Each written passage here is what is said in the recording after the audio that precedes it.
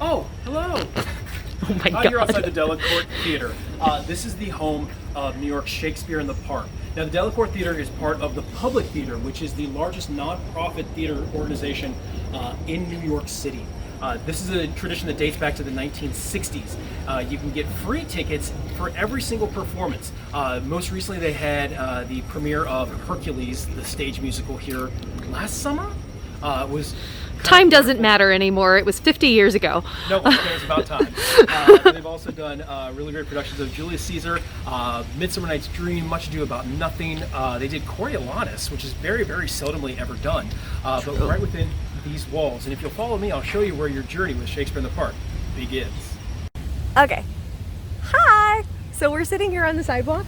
This is where your Shakespeare in the Park journey begins. This is also where a lot of it will take place. Yes. So the tickets for Shakespeare in the Park are free, but that means that they're given out first come, first serve on the day of the show.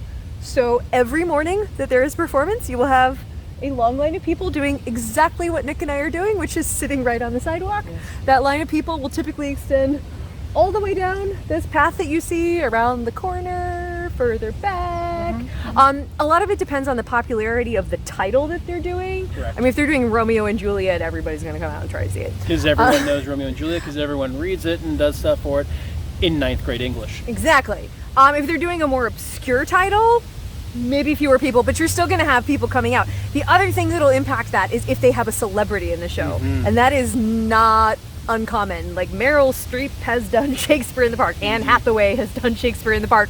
We get some really famous people to come out and do it. So every morning you line up and you wait for an extended period of time. I think they start handing out the tickets at like noon. Yeah. But I know in the past when I've come to do this, I'll get in line at like 8 and sit here.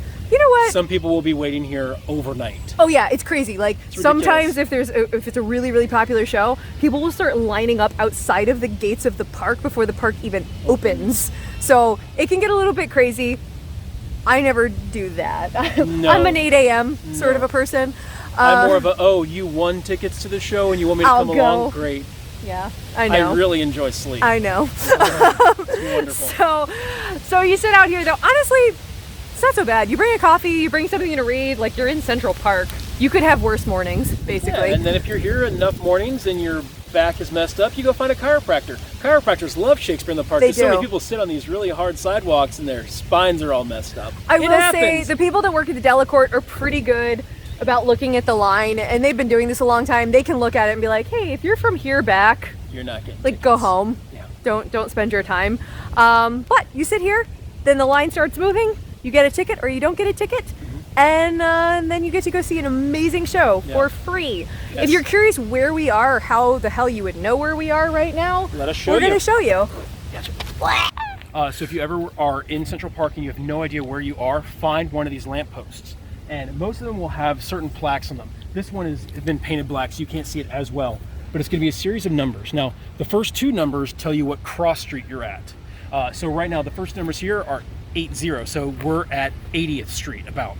The last digit will tell you if it's even or odd, whether you're on the east or the west side of the park. Since this is an odd number, we are on the west side of the park. Even numbers are the east side. Even east, odd west.